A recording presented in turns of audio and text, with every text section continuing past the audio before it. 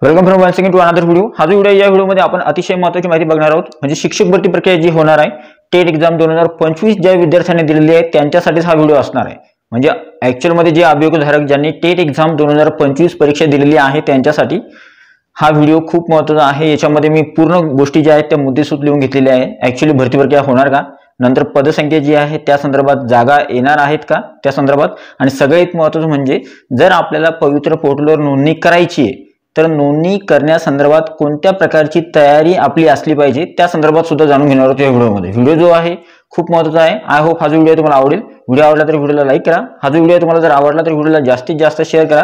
Video आवडला तर व्हिडिओला लाईक करा। तुम्ही चॅनलवर नवीन असाल तर चॅनलला सबस्क्राइब करा। साइडचं नोटिफिकेशन बेल ऑलवर सेट करा जेणेकरून तुमच्याकडून कोणत्याही प्रकारचे नोटिफिकेशन मिस होणार नाही। तर सगळ्यात अगोदर पहिला जो मुद्दा आहे तो आहे जागा येणार का आणि भरती प्रक्रिया होणार का। ठीक आहे, तर सगळ्यात पहिला जो महत्त्वाचा मुद्दा आहे तो आहे जागा ज्या आहेत बघा, पद भरती जी आहे टेट एक्झाम 2025 नंतर टप्पा 3 म्हणजे शिक्षक भरती 2025 केल्या जाणार आहे आणि त्याच्या संदर्भात जी जागा आहे जागा सुद्धा येणारच आहे। 101% जागा येणार आहे। त्याच्या मागचं कारण सांगतो। संच मान्यता 2024-25 लवकरच केल्या जात आहेत। त्या संदर्भात आदेश सुद्धा देण्यात आलेले आहे। लवकरच रोस्टर आणि बिंदू नामावली तपासून घेतल्या जाणार आहे मागासवर्गीय कक्षाकडून। आणि नंतर जे आहे महाराष्ट्र राज्यामध्ये किती पदसंख्या रिक्त आहे, जिल्हा परिषद, महानगरपालिका, नगरपालिका, खाजगी शैक्षणिक संस्था, अनुदानित, अंशतः अनुदानित आणि विनाअनुदानित या सगळ्यामध्ये किती पदसंख्या रिक्त आहे त्याची आकडेवारी आपल्या समोर येणार आहे। त्याच्यामुळे बिंदू नामावली आणि रोस्टर तपासणी पूर्ण झाल्यानंतर संच मान्यता 2024-25 झाल्यानंतर पूर्ण आकडेवारी किती आहे ती आपल्याला कळेल। जागा येणार किंवा नाही येणार तर 101% जागा ज्या आहेत पवित्र पोर्टलवर येणार आहे। जागांची आकडेवारी जी आहे ती मी आत्ताच तुम्हाला सांगितलं। सिच्युएशन जर बघितली तर 10-15 हजार, 10,000 मिनिमम 10,000, कमीत कमी 10,000 जागा येऊ शकतात, पण याच्यामध्ये वाढ होण्याची शक्यता आहे। कारण की जर जास्तीत जास्त जागा जर बघितल्या तर 15 ते 20 हजाराच्या आसपास सुद्धा जागा ज्या आहेत पवित्र पोर्टलवर येऊ शकतात।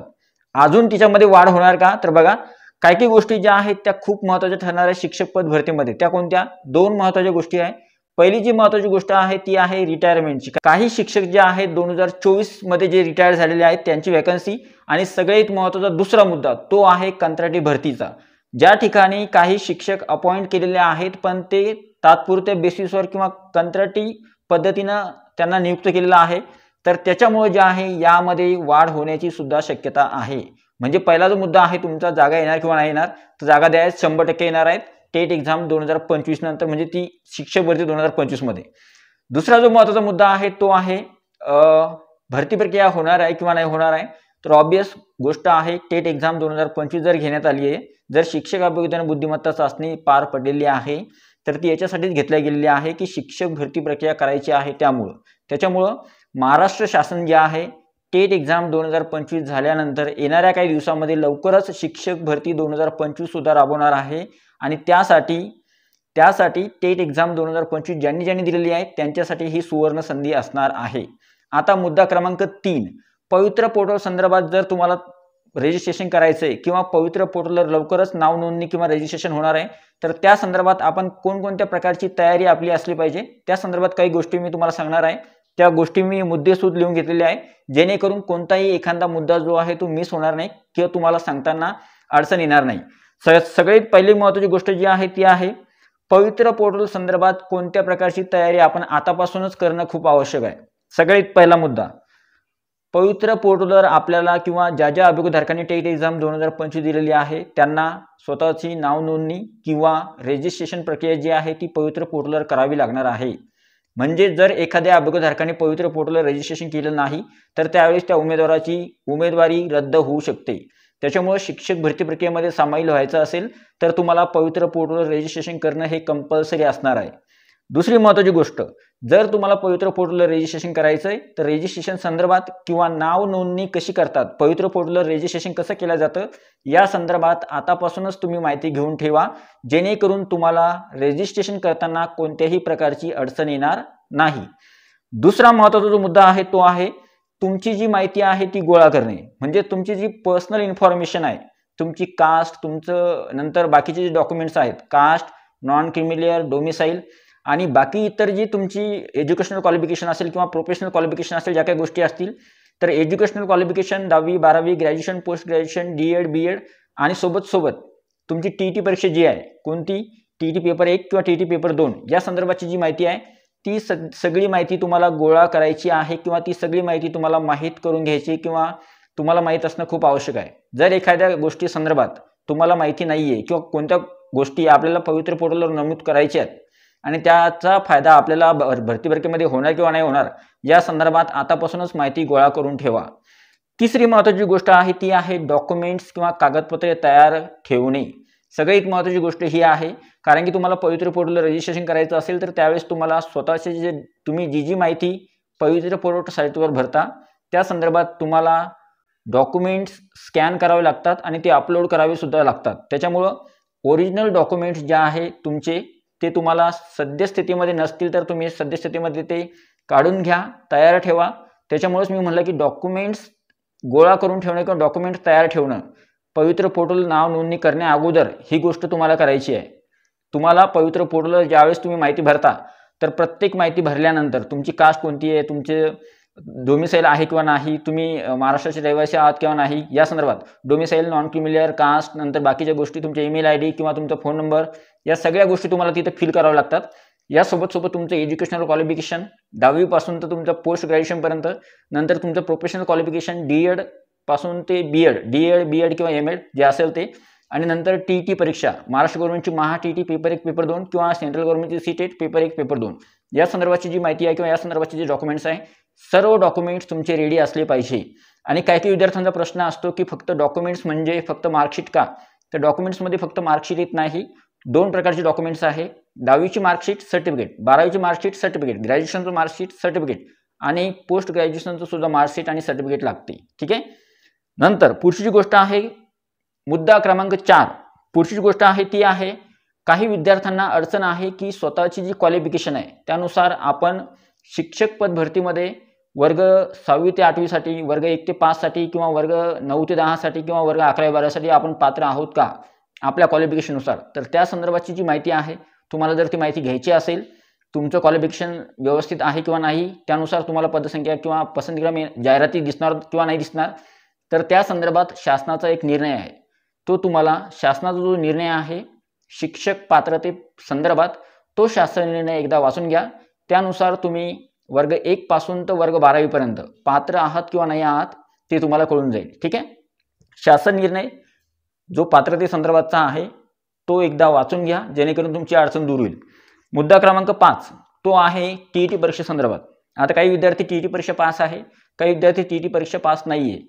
जे विद्यार्थी TET परीक्षा पास आहे त्यांनी पेपर 1 किंवा पेपर 2 या संदर्भाची जी माहिती आहे ती व्यवस्थित आणि काळजीपूर्वक भरायची आहे। म्हणजे काही विद्यार्थ्यांना तिथे मार्क्स टाकायचे किंवा टक्केवारी टाकायची हे कळत नाही, तर तुम्ही यूट्यूबवर व्हिडिओ बघू शकता की ज्यावेळेस पवित्र पोर्टलला रजिस्ट्रेशन केलं जातं तर ते कशा प्रकारे करायचं आणि कोणकोणत्या गोष्टी किंवा कोणकोणती माहिती तिथे व्यवस्थित भरावी लागते या संदर्भाचा व्हिडिओ बघून घ्या। मुद्दा क्रमांक 6 खूप महत्त्वाचा आहे।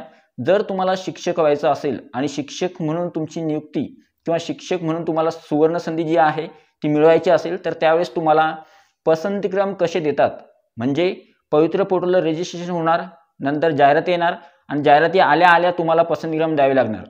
जाहिराती आल्यानंतर पसंतीक्रम कसे देतात, कारण की काही विद्यार्थ्यांना पसंतीक्रम देताच येत नाही। पसंतीक्रम कसे द्यायचे, कोणकोणत्या ठिकाणी पसंतीक्रम द्यायचे, आपण कोणकोणत्या ठिकाणी नोकरीसाठी जाण्यास इच्छुक आहोत किंवा नाही या संदर्भाच्या ज्या गोष्टी आहेत किंवा पसंतीक्रम दिल्याने किंवा पसंतीक्रम कसे द्यायचे या संदर्भाचा सुद्धा व्हिडिओ तुम्ही यूट्यूबवर आत्ता सद्यस्थितीमध्ये पाहून घ्या। म्हणजे जर तुमचे पसंतीक्रम चुकीचे दिले, एखादा विद्यार्थी सायन्सचा आहे आणि त्यानं मॅथला जर प्रिफरन्स दिला तर त्यावेळेस जर तुमची निवड झाली तर त्यावेळेस तुम्ही बाद होता भरती प्रक्रियेमधून।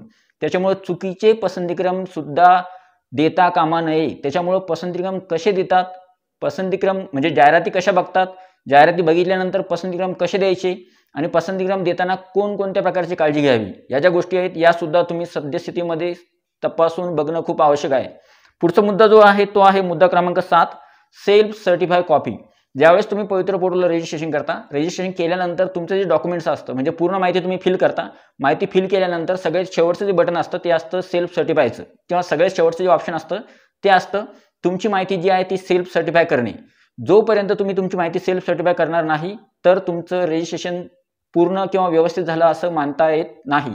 त्याच्यामुळं ज्या विद्यार्थ्यांना पवित्र पोर्टलवर रजिस्ट्रेशन केलेलं आहे त्याला स्वतःचे जे ॲप्लिकेशन फॉर्म आहे तो सेल्फ सर्टिफाय करणं खूप आवश्यक आहे आणि सेल्फ सर्टिफाय केल्यानंतर त्या डॉक्युमेंटची प्रिंट घेणं सुद्धा खूप आवश्यक आहे. तीच तुमची सेल्फ सर्टिफाय केलेली कॉपी डॉक्युमेंट व्हेरिफिकेशनच्या वेळेस तुम्हाला मागितल्या जाते आणि ती तपासल्या जाते.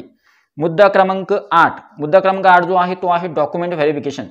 पवित्र पोर्टलवर ज्या ज्या गोष्टी तुम्ही नमूद केलेल्या असतात आणि जे जे डॉक्युमेंट्स तुम्ही अपलोड केलेले असतात ते सर्व डॉक्युमेंट्स तुमचे व्यवस्थित आणि काळजीपूर्वक तपासल्या जातात डॉक्युमेंट व्हेरिफिकेशनच्या वेळेस.